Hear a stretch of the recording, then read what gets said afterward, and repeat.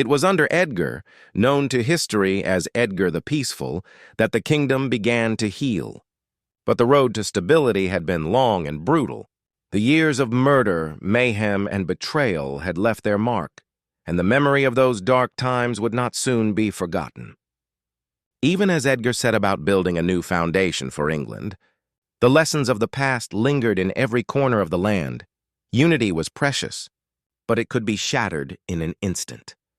The struggle for stability had tested England to its limits. The kingdom had survived invasions, civil wars, and the ambitions of ruthless men. But the question remained, could peace truly last, or was England doomed to repeat the cycle of chaos and conflict? The answer would depend on the strength of its new king and the willingness of its people to embrace a future built on something more than just the memory of war. The next chapter would reveal whether England could finally find the peace it so desperately needed. Edgar the Peaceful, the quiet architect of England. After decades of bloodshed and betrayal, England finally found itself under the rule of a king who valued peace over conquest. Edgar, remembered by history as the Peaceful, was a different kind of leader. He didn't win his crown through epic battles or ruthless ambition, but through patience, reform, and a vision for a united kingdom that could endure beyond his own lifetime. In a land exhausted by war, Edgar's reign was a breath of fresh air, a rare period when the sword was set aside in favor of building something lasting. Edgar's approach to ruling was as strategic as it was gentle.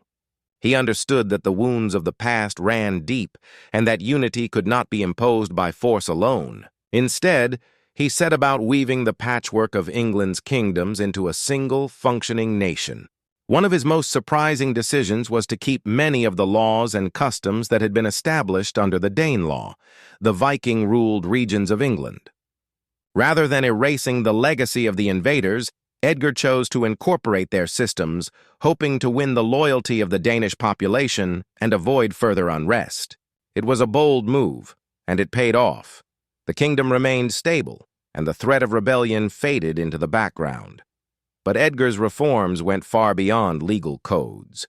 He reorganized the church, strengthening its influence and using it as a force for unity. He established a network of monasteries and promoted learning, inviting scholars from across Europe to help revive the intellectual life of his kingdom. Under his guidance, England's towns and villages flourished, trade expanded, and a sense of shared identity began to take root. For the first time, people across the land could look to a single king as their ruler.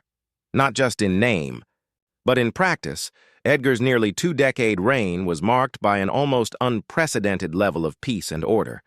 The chroniclers of the time marveled at the absence of Viking raids and internal strife. Some even claimed that a woman could walk safely from one end of the kingdom to the other, carrying a bag of gold without fear of being robbed, a testament to the stability Edgar had achieved. Whether or not these stories are true, they reflect the profound sense of security that defined his rule. Yet Edgar's legacy is often overlooked. Overshadowed by the dramatic exploits of his predecessors, his quiet achievements rarely make headlines in the grand saga of England's history. But without Edgar's steady hand, the fragile unity won by Alfred, Edward, and Æthelstan might have crumbled once more. Instead, Edgar laid the foundations for a kingdom that could withstand the storms of the future. His death marked the end of an era, and the years that followed would bring new challenges and fresh waves of conflict. But the systems and structures Edgar put in place would endure, shaping the destiny of England for generations to come. In the end, it was not the warriors or conquerors who secured England's future, but a king who understood the true power of peace. As the dust settled on a century of chaos, Edgar's reign stood as a quiet testament to what England could become, a nation built not just on conquest, but on compromise, reform, and the hope for something better. The story of England was far from over, but thanks to Edgar the Peaceful, it finally had a solid foundation on which to stand. Reflection: England's turbulent path to nationhood. Looking back on the centuries that shaped England, it's almost impossible not to be struck by the sheer unpredictability of its journey. The land that would become England was never destined for unity. Instead, it was forged in the fires of chaos, invasion, and relentless struggle.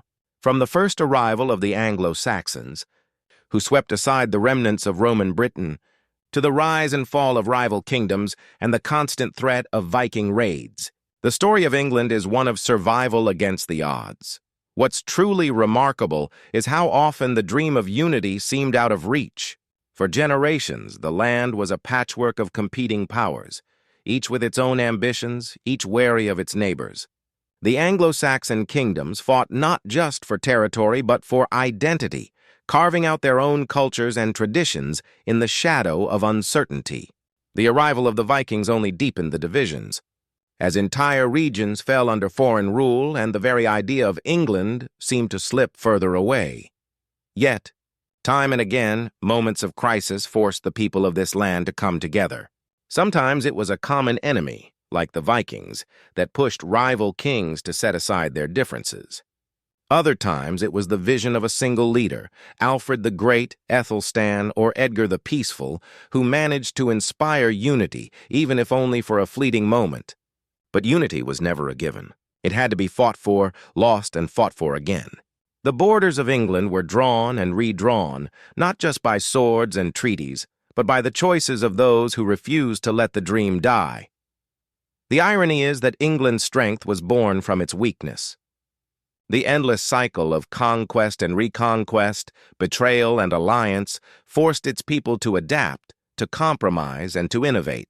The laws and customs that emerged from this chaos were a blend of Anglo-Saxon, Celtic, and Viking traditions, a unique mix that would set England apart from its neighbors. Even the language evolved, absorbing words and ideas from every invader, until it became something entirely new. But perhaps the most surprising lesson from England's early history is that unity was never about erasing differences.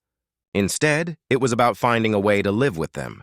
The kingdom that finally emerged under Edgar the Peaceful was not a monolith, but a tapestry, woven from the threads of countless cultures, loyalties, and ambitions.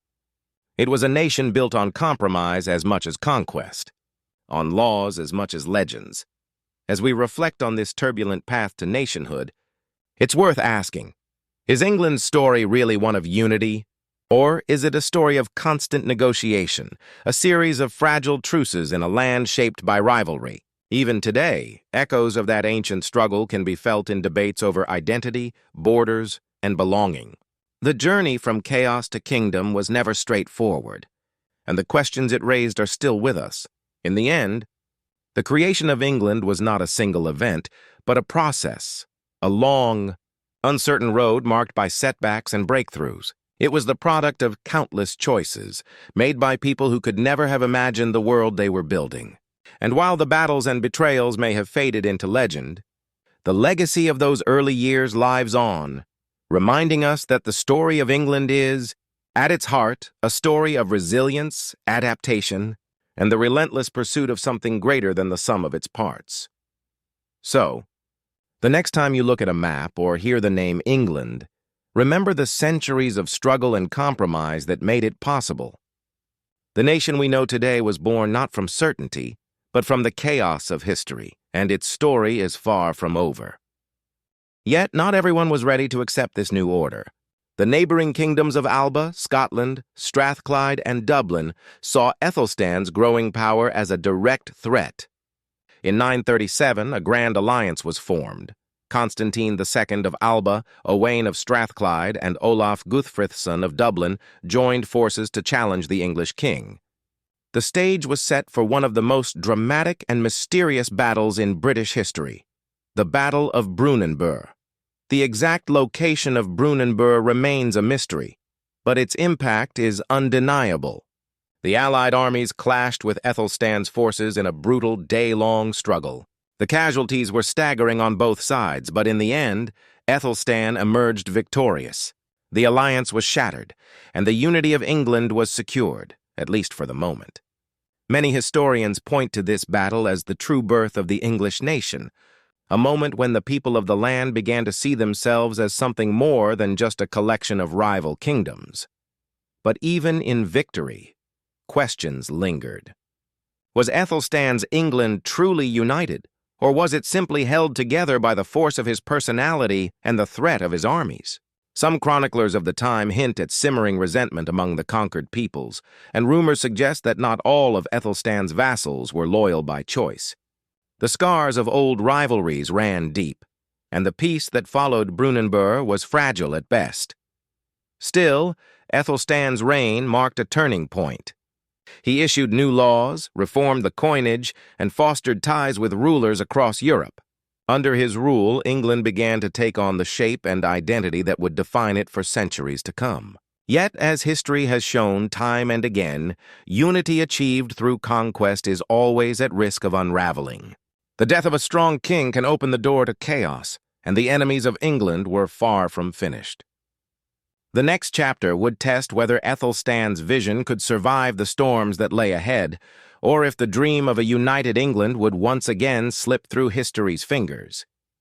Viking Comeback, betrayal, invasion, and the fight for survival. Æthelstan's triumph at Brunanburh had given England a taste of unity, but the kingdom's newfound stability was more fragile than anyone wanted to admit. The scars of old rivalries still lingered, and the threat from the north was far from extinguished. When Æthelstan died in 939, the kingdom he had forged was suddenly vulnerable, and the enemies he had once defeated wasted no time in exploiting the chaos. Almost immediately, the Vikings saw their chance. Olaf Guthfrithson, the same Viking king who had faced Æthelstan at Brunanburh, returned with a vengeance. With England's leadership in transition, Olaf swept into Northumbria and seized York, reclaiming a prize that had only recently been lost. The news sent shockwaves through the land.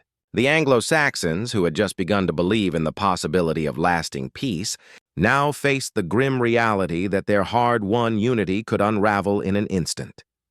But the Vikings weren't content with just York. Their armies surged south, capturing large swathes of Northumbria and even parts of Mercia. The English response was led by Edmund, Æthelstan's half-brother, who had inherited a kingdom on the brink. Edmund's reign began under siege, with the Vikings pressing their advantage and the Anglo-Saxon nobility questioning whether the dream of a united England had been nothing more than a fleeting illusion. Yet, in the face of disaster, Edmund refused to surrender. He bided his time, waiting for the moment when the Viking grip would weaken. That moment came sooner than expected. In 941, Olaf Guthfrithson died suddenly, and his cousin, also named Olaf, took the throne. The transition was anything but smooth, and rumors suggest that infighting among the Vikings left their forces divided and distracted. Sensing an opportunity, Edmund struck back with ruthless efficiency. In a series of swift campaigns, Edmund reclaimed the heart of the lost territory.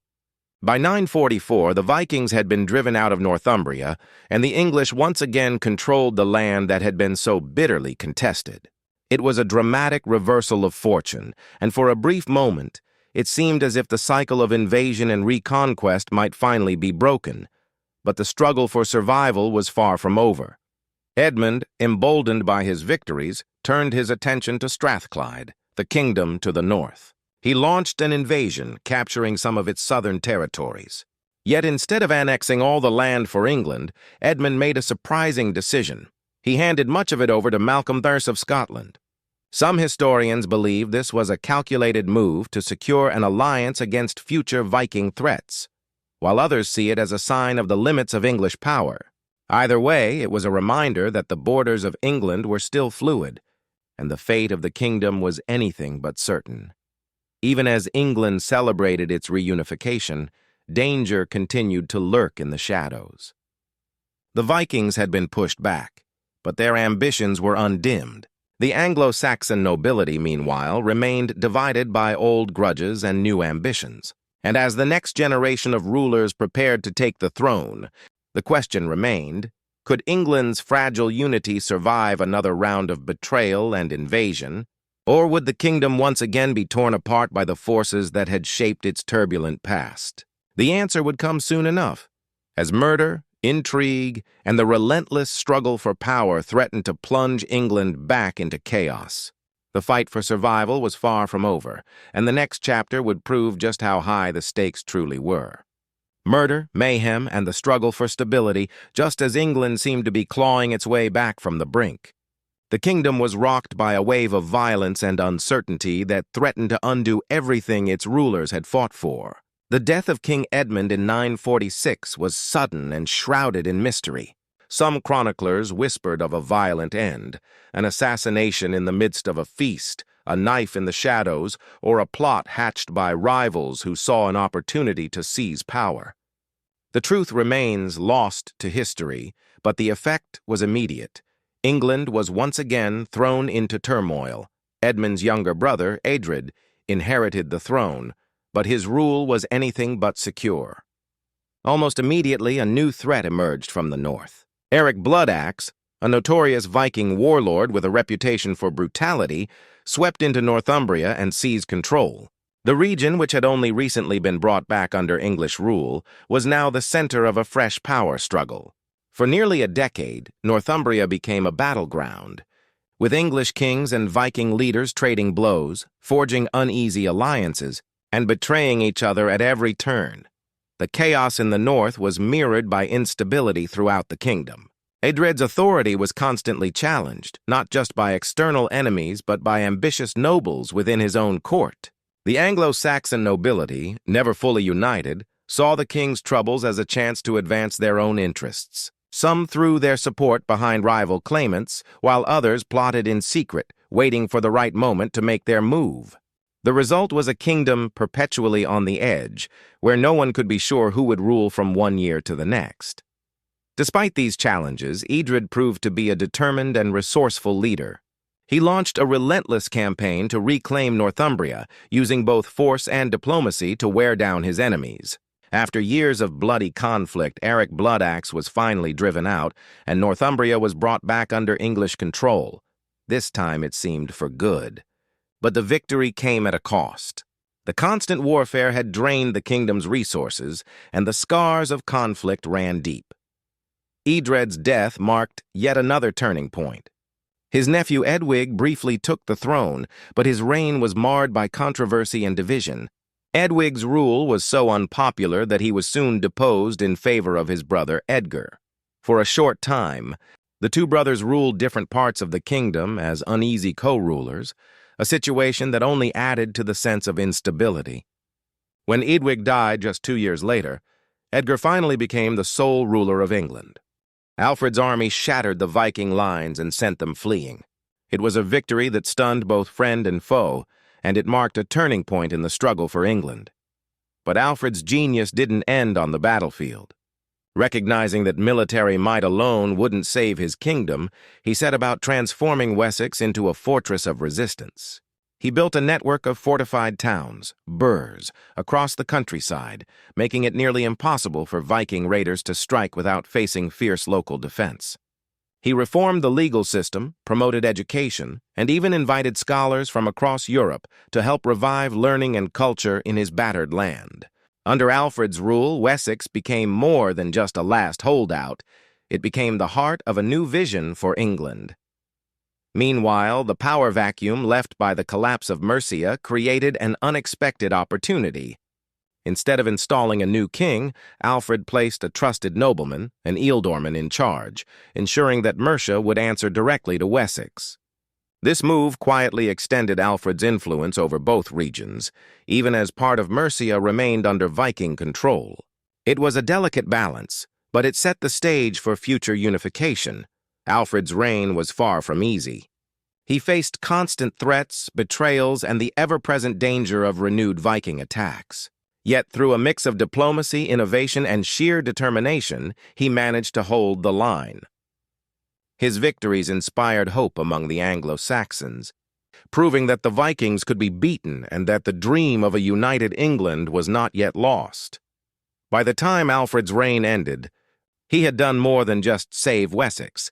He had laid the groundwork for something far greater. His legacy would echo through the generations, shaping the destiny of a land that had come perilously close to disappearing forever.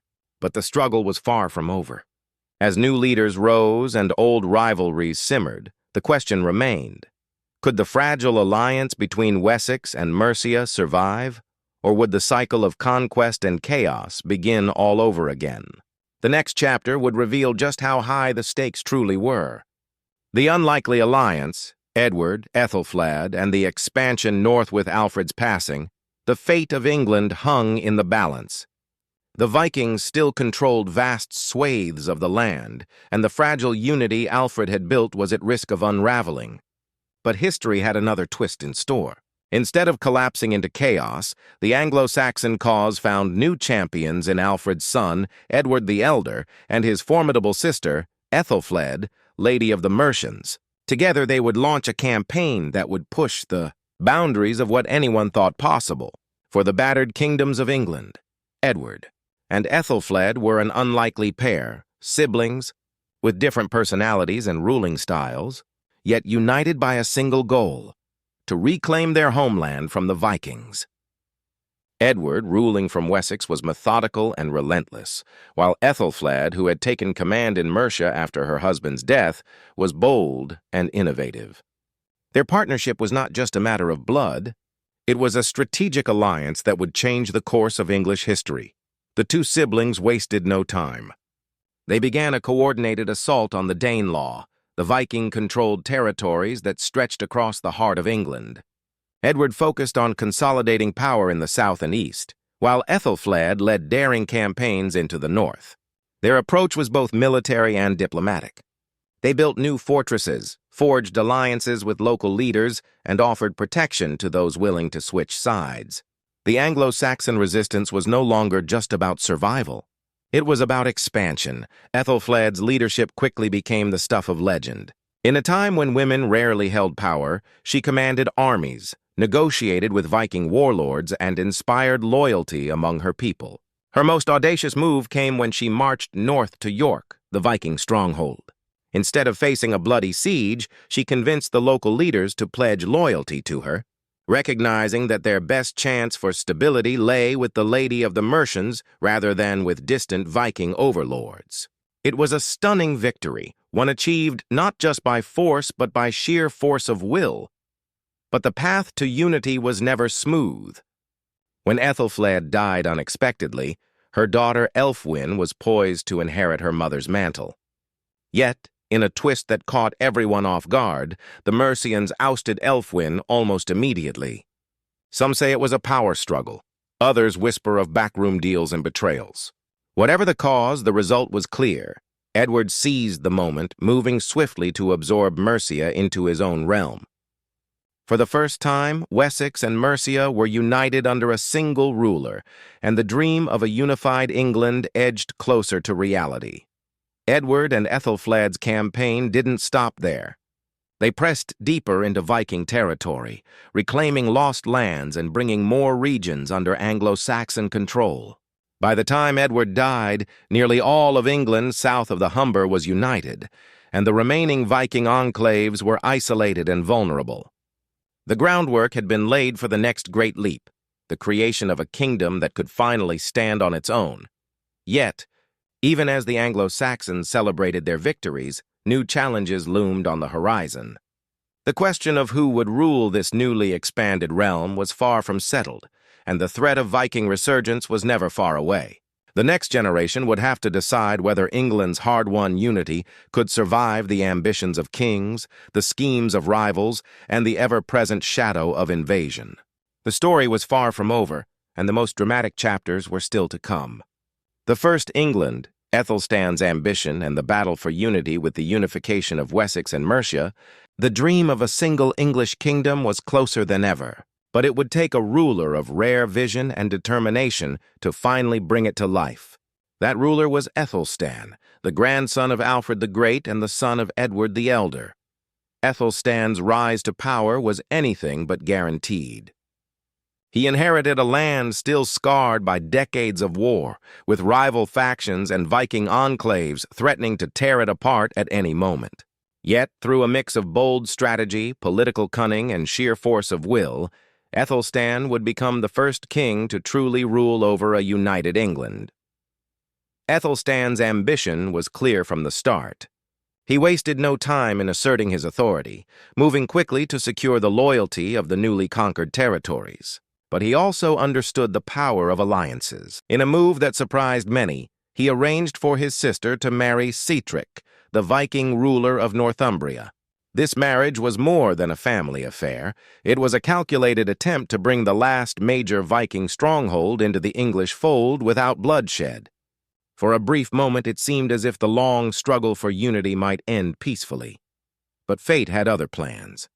When Sihtric died unexpectedly, Northumbria was left leaderless and vulnerable. Sensing an opportunity, Æthelstan marched north and claimed York for himself, bringing the entire region under his control. For the first time, the vast majority of what we now call England was ruled by a single king. Æthelstan even began to style himself as King of the English, a title that signaled a new era had begun. The rivalry between these kingdoms wasn't just about land or wealth, it was about survival. Each realm developed its own identity, customs, and ambitions, and none was willing to bow to another. Mercia, for example, rose to become a powerhouse in the heart of England, often clashing with its neighbors for control of trade routes and fertile land. Northumbria, stretching from the Humber to the Scottish borders, became a center of learning and culture, but also a target for envious rivals. Wessex, tucked away in the south, quietly built its strength, waiting for the right moment to strike. But beneath the surface, there was always the threat of something bigger, an outside force that could sweep away these fragile kingdoms in an instant. The Anglo-Saxons may have conquered the Britons, but they were far from secure. Rumors swirled of raiders lurking just beyond the horizon, watching and waiting for the perfect moment to attack. Some say that the kings of this era were so consumed by their own rivalries that they failed to see the storm gathering in the distance. The lack of detailed records from this period has only fueled speculation. Were there secret alliances between certain kingdoms, forged in the dead of night to counter a common enemy? Did some rulers plot in the shadows, orchestrating assassinations or betrayals to tip the balance of power? The truth is lost to time, but the sense of unease is unmistakable. Every victory was temporary, every peace fragile, and every king knew that his reign could end in a heartbeat. Despite the constant turmoil, these kingdoms laid the groundwork for what would eventually become England. They built towns, established laws, and created a patchwork of cultures that would one day blend into something greater. But for now, unity was a distant dream, and the land remained divided, a chessboard where every move could mean the difference between glory and oblivion. Yet, as the Anglo-Saxon kingdoms fought among themselves, a new and terrifying force was about to make its presence known. The first warning came not from a rival king, but from the sea, a sudden, brutal attack that would change the course of history forever. The age of the Vikings was about to begin, and the patchwork kingdoms of England would soon face a threat unlike anything they had ever imagined. The Patchwork Kingdoms, Anglo-Saxon rivalries with the native Britons pushed to the margins and the Roman legacy fading into memory, the Anglo-Saxons wasted no time in stamping their own mark on the land. But instead of forging a single united kingdom, they splintered the territory into a mosaic of rival realms. Each tribe, Essex, Kent, Sussex, Mercia, East Anglia, Northumbria, and Wessex, claimed its own slice of the island, and each was determined to outshine the others. The result was a landscape riddled with shifting borders, uneasy alliances, and a constant undercurrent of suspicion. Life in these early kingdoms was anything but peaceful. Power was the only currency that mattered, and every king knew that his throne could be snatched away at any moment, by a neighbor, a rival, or even his own kin. The chronicles from this era are frustratingly thin, but what little survives hints at a world where betrayal was common and loyalty was always in question. Some historians believe that secret pacts and backroom deals shaped the fate of entire regions, while others point to sudden disappearances and mysterious deaths as evidence of a darker, more ruthless struggle for dominance. The rivalry between these kingdoms wasn't just about land or wealth, it was about survival. Each realm developed its own identity, customs, and ambitions, and none was willing to bow to another. Mercia, for example, rose to become a powerhouse in the heart of England, often clashing with its neighbors for control of trade routes and fertile land. Northumbria, stretching from the Humber to the Scottish borders, became a center of learning and culture, but also a target for envious rivals. Wessex, tucked away in the south, quietly built its strength, waiting for the right moment to strike. But beneath the surface, there was always the threat of something bigger, an outside force that could sweep away these fragile kingdoms in an instant. The Anglo-Saxons may have conquered the Britons, but they were far from secure. Rumors swirled of raiders lurking just beyond the horizon, watching and waiting for the perfect moment to attack. Some say that the kings of this era were so consumed by their own rivalries that they failed to see the storm gathering in the distance. The lack of detailed records from this period has only fueled speculation. Were there secret alliances between certain kingdoms, forged in the dead of night to counter a common enemy? Did some rulers plot in the shadows, orchestrating assassinations or betrayals to tip the balance of power? The truth is lost to time, but the sense of unease is unmistakable. Every victory was temporary, every peace fragile, and every king knew that his reign could end in a heartbeat. Despite the constant turmoil, these kingdoms laid the groundwork for what would eventually become England. They built towns, established laws, and created a patchwork of cultures that would one day blend into something greater. But for now, unity was a distant dream, and the land remained divided, a chessboard where every move could mean the difference between glory and oblivion. Yet, as the Anglo-Saxon kingdoms fought among themselves, a new and terrifying force was about to make its presence known. The first warning came not from a rival king, but from the sea, a sudden, brutal attack that would change the course of history forever. The age of the Vikings was about to begin, and the patchwork kingdoms of England would soon face a threat unlike anything they had ever imagined. Alfred the Great, the reluctant warrior. King, in the shadow of near-total collapse, Wessex stood alone. The other Anglo-Saxon kingdoms had fallen, and the Vikings seemed unstoppable. It was in this moment of crisis that Alfred, the younger brother of the late King Æthelred, found himself thrust onto the throne. Few could have predicted that this quiet, scholarly man, plagued by illness and doubt, would become the savior of his people. Yet history has a way of turning unlikely figures into legends, and Alfred's story is one of resilience, cunning, and transformation. Alfred's first moves as king were anything but conventional. Facing overwhelming Viking forces, he made the controversial decision to pay them off, offering treasure in exchange for a fragile peace. Some called it cowardice, others saw it as a clever delay tactic. But Alfred understood something his enemies did not. Time was his greatest ally. While the Vikings grew complacent, Alfred rebuilt his defenses, trained his armies, and studied his opponent's tactics. He knew that a direct confrontation would be disastrous, so he waited, preparing for the moment when he could strike back on his own terms. That moment came at the Battle of Edington in 878, a clash that would become the stuff of legend. The Vikings, led by the fearsome Guthrum, believed they had finally cornered the last Anglo-Saxon king. But Alfred, using every ounce of strategy and resolve, rallied his outnumbered forces for a desperate stand. The fighting was brutal, the outcome uncertain, but in the end, the forgotten birth of England.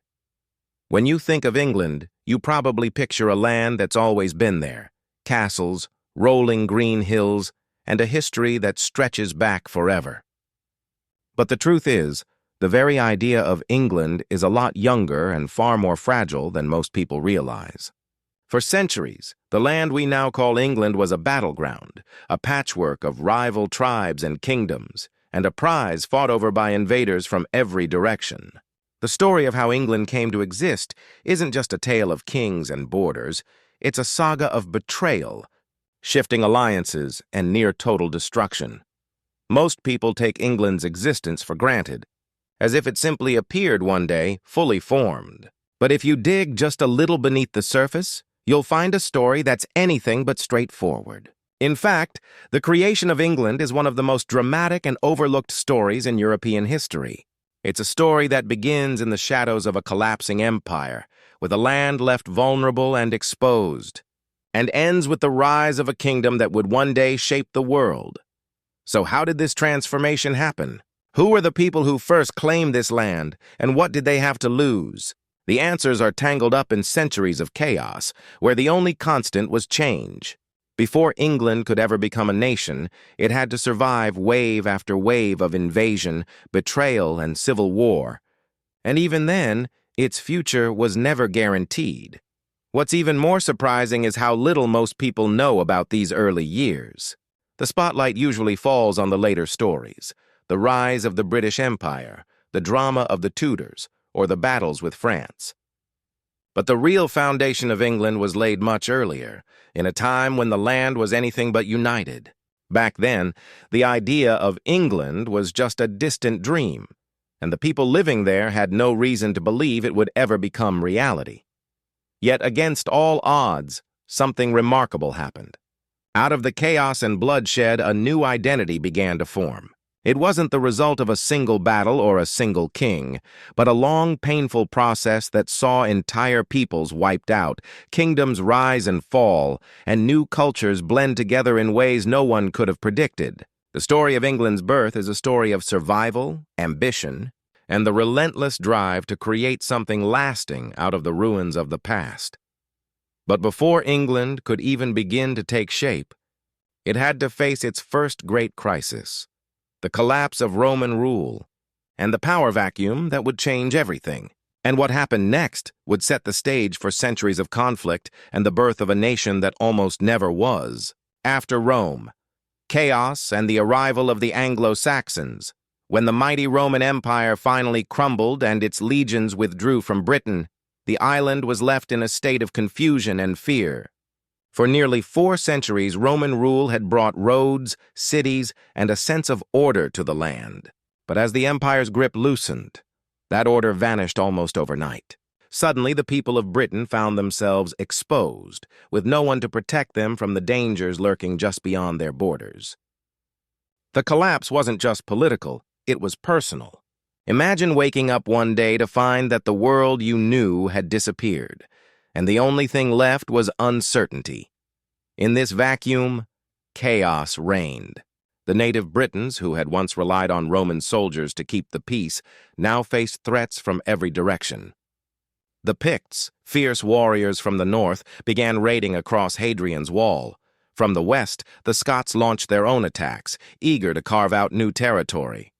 The Britons were desperate, and rumors suggest that their leaders made a fateful decision, one that would change the course of history forever.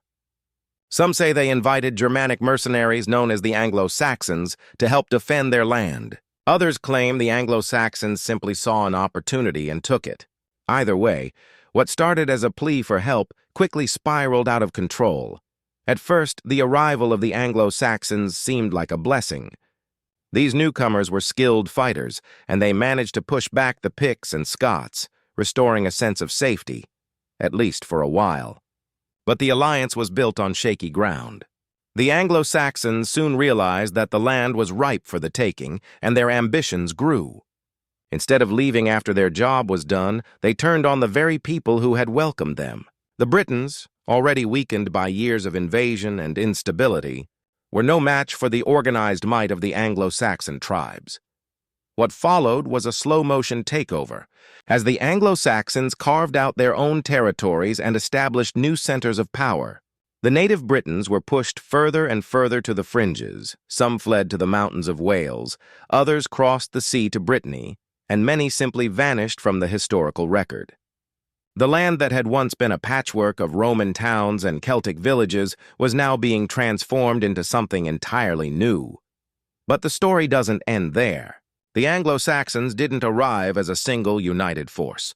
They came in waves, each tribe staking its own claim and fighting for dominance. Essex, Kent, Sussex, Mercia, East Anglia, Northumbria, Wessex, these names would soon become the building blocks of a new order. But at the time, they were just rival kingdoms, each with its own ambitions and secrets.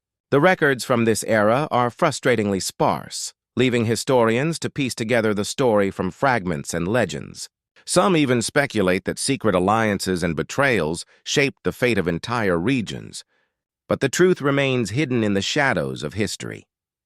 What's clear is that the collapse of Roman Britain set off a chain reaction that no one could have predicted. The land was up for grabs, and the Anglo-Saxons seized their chance with ruthless efficiency. Yet even as they established their own kingdoms, a new threat was already gathering on the horizon, one that would test the strength of these fledgling realms and force them to confront the reality of unity or destruction. The next chapter in England's story would be written not by the Anglo-Saxons alone, but by a force even more relentless, the Vikings. And their arrival would plunge the land into a new era of chaos and conflict. The Patchwork Kingdoms, Anglo-Saxon rivalries with the native Britons pushed to the margins, and the Roman legacy fading into memory, the Anglo-Saxons wasted no time in stamping their own mark on the land. But instead of forging a single united kingdom, they splintered the territory into a mosaic of rival realms. Each tribe, Essex, Kent, Sussex, Mercia, East Anglia, Northumbria, and Wessex, claimed its own slice of the island, and each was determined to outshine the others. The result was a landscape riddled with shifting borders, uneasy alliances, and a constant undercurrent of suspicion. Life in these early kingdoms was anything but peaceful. Power was the only currency that mattered, and every king knew that his throne could be snatched away at any moment by a neighbor, a rival, or even his own kin. The chronicles from this era are frustratingly thin, but what little survives hints at a world where betrayal was common and loyalty was always in question. Some historians believe that secret pacts and backroom deals shaped the fate of entire regions, while others point to sudden disappearances and mysterious deaths as evidence of a darker, more ruthless struggle for dominance.